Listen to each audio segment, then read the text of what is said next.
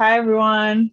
I am Sonia Alejandra Rodriguez, and I am accompanied by Dora Guzman for another video of new releases for the Latinx and Kidlit blog. We're super excited to be talking about today with you about Tongues Can't Be Tamed, 15 voices from the Latinx Diaspora.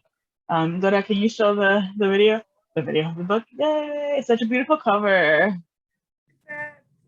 Yeah, this book came out I think toward the end of 2021. It's 15 personal essays, like it's a nonfiction collection with 15 well-known Latinx authors, and they talk a lot about identity, Latinidad, community. So what did you think? Oh, this is one of my favorite books, probably of all time. Again, like you mentioned, they're personal essays, and I feel like I haven't read a book, right? A collection of personal essays where I was like, wow, it's about us, right? Our community and just the various experiences of our community. And each essay had its own voice, right? And various topics. And there were themes across it, like colorisms, language, mental health.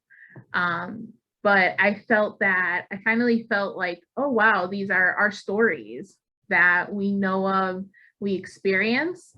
And for once, I was like, I needed this a long time ago. Yeah, I felt the same way.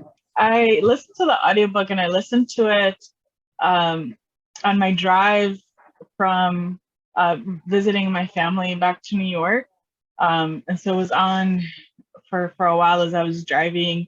And it was hard to like not cry as I was driving. I was like, back in their tears. I need to see the road. Because some of them really did like get to me in that sense of like I felt that I've experienced that, or even just like the opposite, like damn, that has not been my experience, but it kind of felt like a light bulb kind of going off in my head. I was like, oh, I need to read more about these experiences, and I'm so glad these experiences are being centered right in this collection.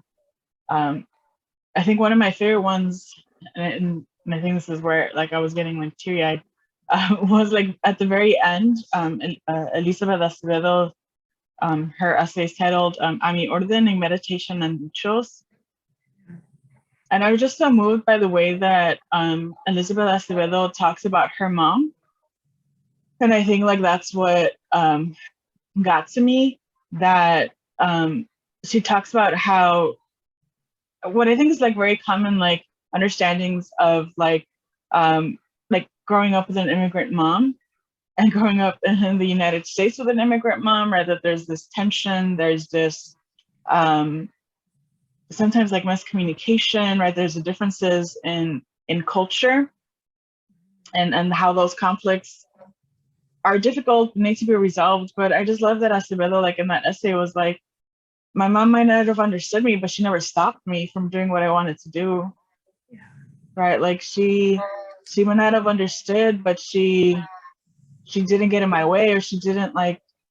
And to me, that was like mind blowing. Like for real. Like my mom and I might not have understood each other, but I mean, she didn't like block me from doing what I needed to do. Right? She might not have understood those experiences, but she didn't get in my way from doing them. I was like, oh, snacks. I was like, yeah. All right, girl. Yeah, that writing was just so moving, because like you said, I connected a lot to it as well, because again, growing up in the United States, right, with, you know, my parents were living in a new country, you know, trying to figure it out for not only themselves, but for us. And like you said, like there were a lot of things that, I mean, I talk about it now as an adult because it's funny now, but it wasn't funny back then. It was a struggle back then. And there was a lot of, you know, again, like you said, there was this disconnect, but at the same time, I feel like I was just trying to figure out who I was, right, as a Mexican American in this country and navigating society. And I feel like Elizabeth really highlighted kind of those moments of tension and learning, right, from one another, understanding. And I really loved how she also connected in a sense of, you know, she didn't get in my way, right? There were things that we didn't see, like we didn't meet, right? That we didn't see each other at, but there was also moments of like, she wanted me to take off too. So I feel like there was just like a lot of a balancing of just cultures and just generations too, like how generations and customs came up. But yeah, that was a touching one. I'm surprised you didn't have to like pull over. I think it's because I just needed to get home. But it really was like this, like, I mean, I don't know how to describe it, but like mind blown. Like I had such like epiphany of like, of understanding, right, for my mother and like for our relationship, that it was like, she didn't always understand what I was doing, why I was doing it.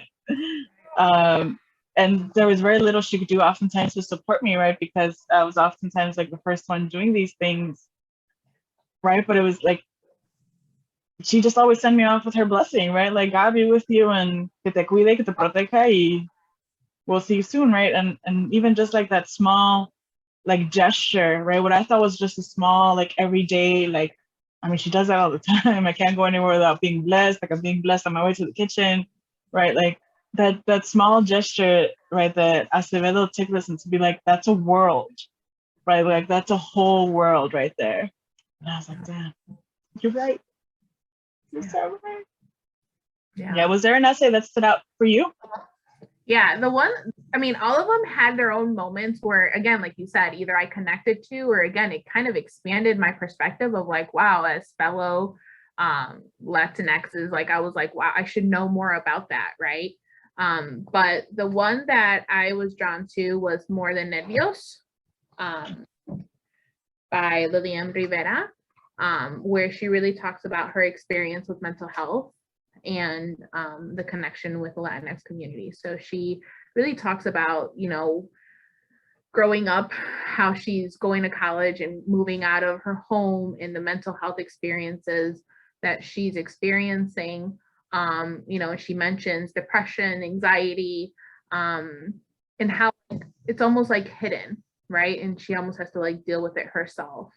But I really connected with that just because, you know, again, as you reflect on growing up, you start noticing like, oh, wow, like, was that depression? Was that anxiety? Right? And you don't name it until you're much older and you have access to communities that do talk about, you know, mental health.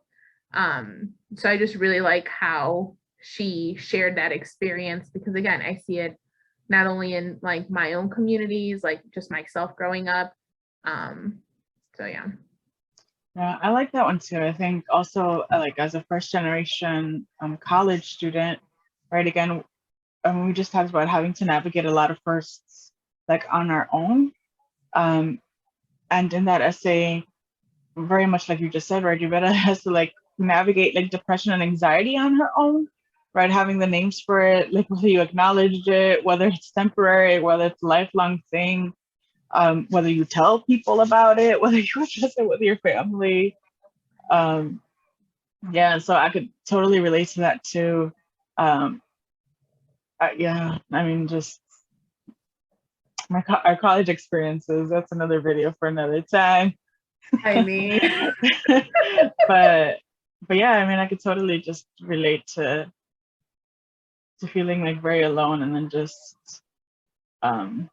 having to navigate depression, and then having to navigate like whatever like expectations our community and family had for us.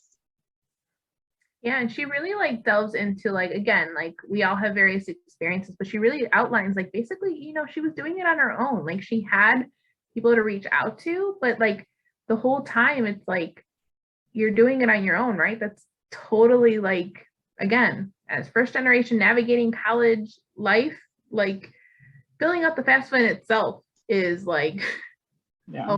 a deal. But what I think it was also across like many of the essays, I've read a lot of books that, you know, have these very, not like mantras, but these words that just stick to you and to life. And I feel like her words Like there was a quote that she said, self-love is no longer a luxury meant only for a privileged few.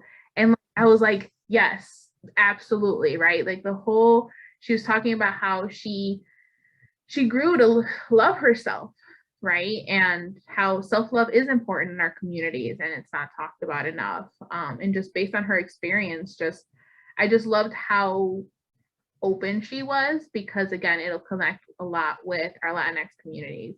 But in each of the essays too, I noticed like the end of each chapter almost had like this personal, all of it was personal, but it's like very just these words to kind of like to leave the reader with. And I feel like we always, I mean, me personally, I've always searched for like those words throughout books, right? And sometimes I'm like, okay, well, it doesn't really connect to who I am as a Latina, but I felt like I was like, okay, you know, I have a go-to book where I can pick up these words of affirmation and just like these lessons with people from my community. So I thought that was really just again, like mind-blowing that this exists. Yeah, I was thinking about that in particular, about these endings with Lilian Rivera's essay, because it did, even though it was talking about a very heavy topic, it does kind of leave you with, or leave the reader with this feeling of, but there's like another side to it, like there's another end to it, right? That it's not just going to be all terrible all the time, right? Because that's not what life is. And so, yeah, you're right. I all of the essays have like these like lessons learned that they're sharing, that these authors are sharing with like their readers, right? Like this was a moment in my time in their lives, right? For example, they're talking about and they're sharing what they've learned or what has come of that. And you're right. I think this is like a treasure, like, and it's something to like be appreciative about. And then, yeah, that I'm definitely appreciative about. One of the other essays that I liked was Half In, Half Out by Saraciea J. Fennell, who's the editor of this collection.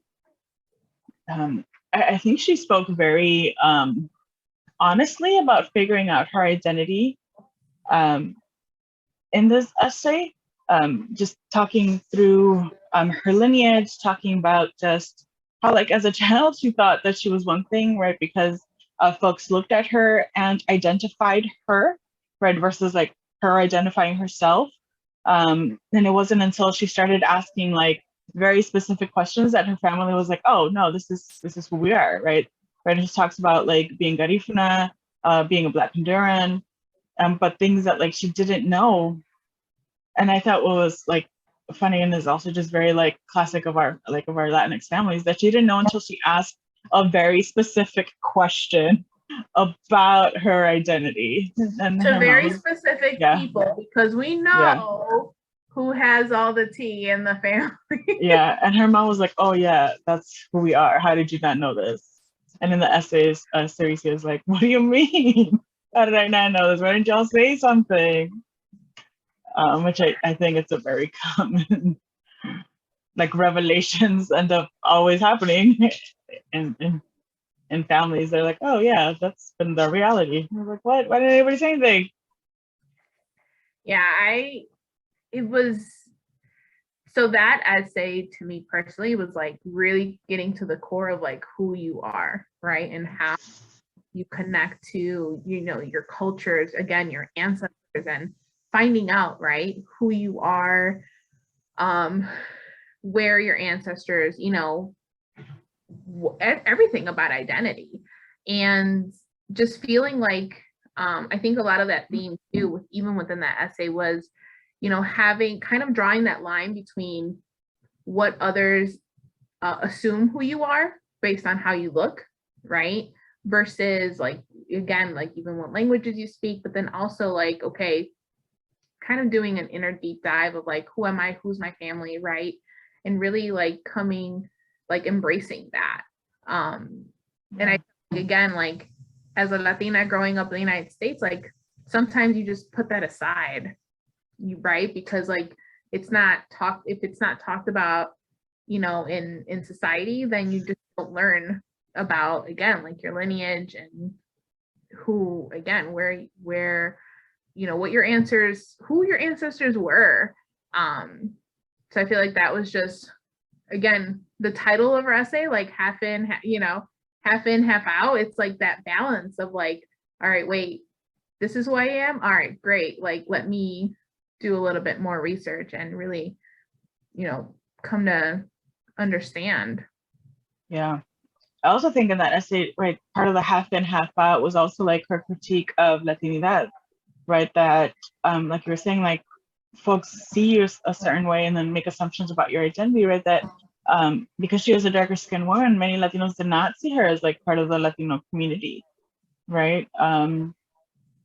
Or I think she might have said that like she also has like choppy Spanish, and so that like there were like these like stereotypical like cultural markers that she felt that she was missing that didn't make her part of the Latino community, right? And that's like one of the like major critiques that I saw like in this collection, right? Like what is it even to be part of the Latinx community, right? Or to be Latinx, right? And right, as a society and as a culture, like in the US, right, we have this like image of what we think like it means to be Latinx, and here you have like authors that are challenging that for the purpose of trying to create like larger discussions, right? That Blackness is part of Latinidad, right? If folks want it to be, right? If those who identify as Black want to be part of the Latinx community. I think another essay they talked about that was Evie Zavoy's Haitian Sensation. Mm-hmm. I really like that essay too. I think just because it created this like setting or this world of like New York City. Then she talked about growing up. I think she said like growing up near like Dominicans, Puerto Ricans, and just again very much like Saracia's essay went just saying like, oh yeah, that's me too, right? Because the boy talks about how identifying as Haitian like when she was younger was not it, right? And she thought that the best way that she could assimilate was to claim that she was like Dominican, right? And it wasn't until again she started to learn about her identity. But so much of that rejection, so boy says, right, has a lot to do with like the anti-Blackness and that it happens in the Latinx community, and right, that Blackness is often is automatically associated with Haiti, right? That there is no like, well, maybe they aren't, right? Maybe no, right? That like she says that like Blackness is often associated with Haiti, and that this was like her journey to try to find her identity as a child, as a young person, right? And it wasn't until right she got a little bit older, right, that she was like, wait a minute, what am I doing? And they're challenging those stereotypes, right? Because those stereotypes still exist in media, in our communities, right? That we all look differently. We all have different physical attributes, and that doesn't make us more or less of a Latinx person, right? And it doesn't make, it's just like, even I notice it even like within, like if you just look at just Mexico, right? Like when I go to Mexico, there's like wide range of, again, very different physical attributes.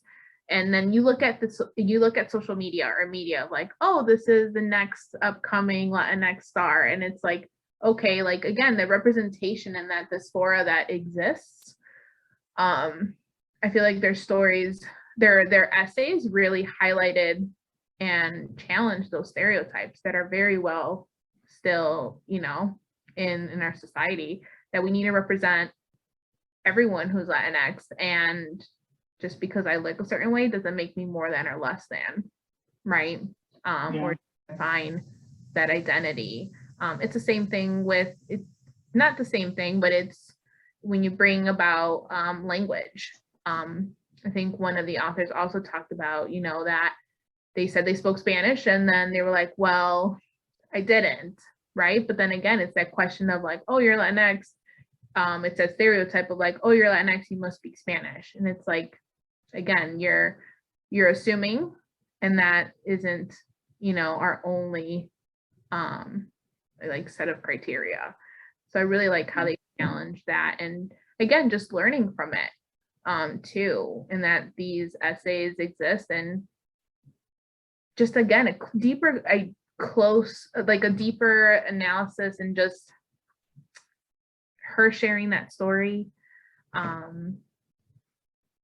just about like what she again went through and how things should be changing. And again, those end of those chapters really just highlighted like, hey, this is who I am, right? Don't define it for me. Yeah, there's so many essays that try to in this collection that touched us on that and trying to like challenge like the imaginary like Latinx communities that folks have in their mind about who is Latinx and who isn't. Right. One of them, being language, right? That the assumption is that Spanish, right, it should be the predominant like language in Latinx communities, when that's not necessarily like true, right? Like Spanish is a colonizer like language. There's like hundreds of like indigenous languages spoken throughout Central America, Latin America, right, the Caribbean. So again, these discussions must lead to education about what our communities are. And there were so many just other great essays, right, that talked about Black identity in the Latinx community, right? This Paraíso Negro by Khalid Haywood was also a good one. Julian for Spider-Man. Yeah. Oh yeah. That one was so cute. Julian Randall. And talking about like how the mask didn't like talking about how certain, I mean, it was very metaphorical too, right? Because it really emphasized like the idea of the mask, but like how certain things weren't made to fit because it's like, oh yeah, you exist. Like it was this afterthought, right? In society of like, oh yeah, we exist. Let's make masks that actually fit. Yeah, that was a good one. Jasmine Mendez also has one, has an essay in here. Janelle Martinez, her essay about As Great as Gift. Right, all of them just talking about, challenging again like the stereotypes or notions of what we have of Latinx communities and centering right Blackness. And so Saraciea J. Fennell does an excellent job, right, of I keep saying challenging of what like highlight, but like too these voices, right? Because, like sometimes we're centering these voices, but if it's a work of fiction, they're like, it's a work of fiction, or if it's a work of fantasy, like it's a work of fantasy, right? Like it's not true, quote unquote. But again, with these essays, I mean, at least to my knowledge, this was like a first set of essays where I felt like seen and represented. And imagine our youth or our young adult readers who are reading this for the first time. They don't have to wait until they're my age or our age, really feel like, wow, I'm not alone in this experience. And again, not only am I not alone, but there's a wide range of identities that I need to know more about too. Yeah. And even though this book is marketed for like young readers, I think it definitely has like crossover appeal.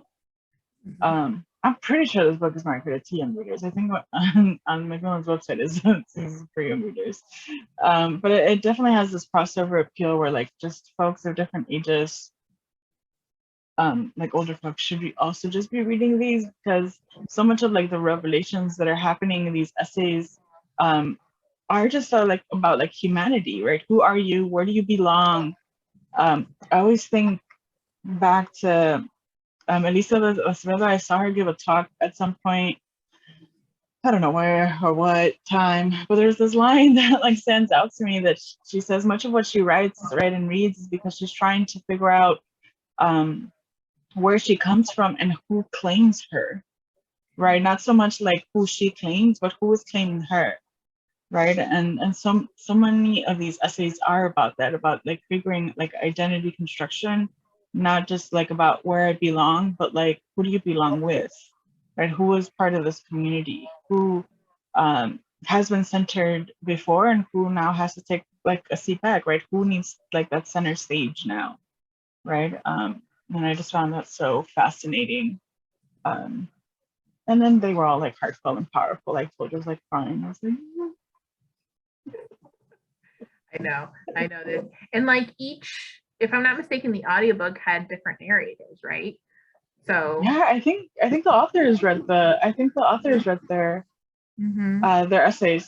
Not I. There might have been one essay where the author didn't read their essay, but for the most part, yeah, you get to hear the author's voice, in their own voice, right, telling the story, which I think adds another layer of like interest, of like authenticity, and it's just like, damn, they're legit just telling you a story right now about their lives.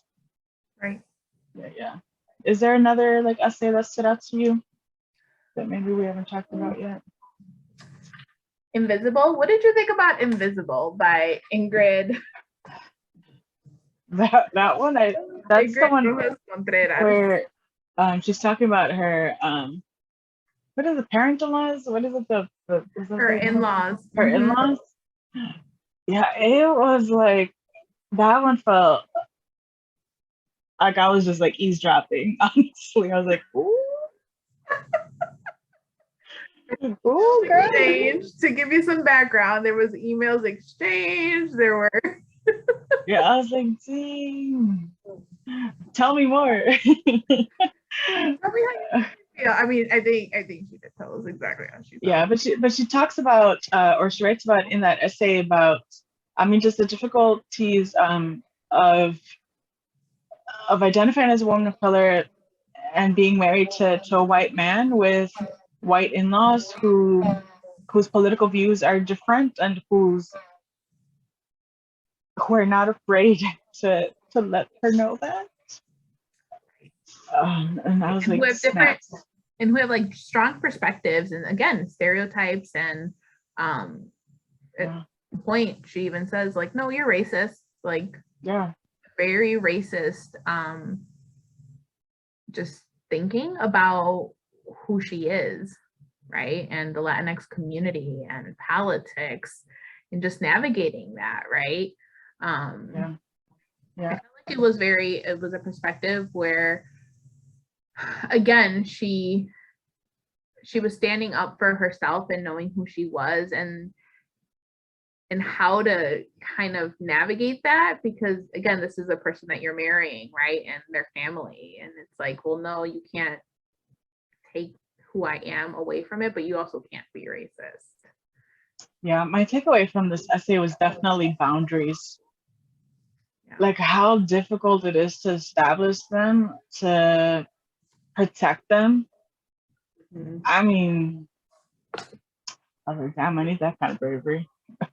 Right, but I mean, that's the takeaway, right? Like, don't be in a space that's going to be violent for you, right? Like, even if that is family, right? Like, surround yourself by love and joy, and if that is not the family that you've married into, that you were born into, right, then find family, right, make family, and it's okay to set those boundaries with abusive, harmful family members, right. And I found that really powerful about her essay. Like she just really went in about, like, I mean, how much it hurt her, how difficult it was, how it like impacted her relationship with her husband, how potentially it could like affect like her future family. But she was like, I'm not doing it. I was like, damn, good for you, girl. Right. And just like, again, spoiler alert, so you can stop here if you haven't read it, but spoiler alert, like just the ending where it was the title of her essay, right? The title of her essay is Invisible.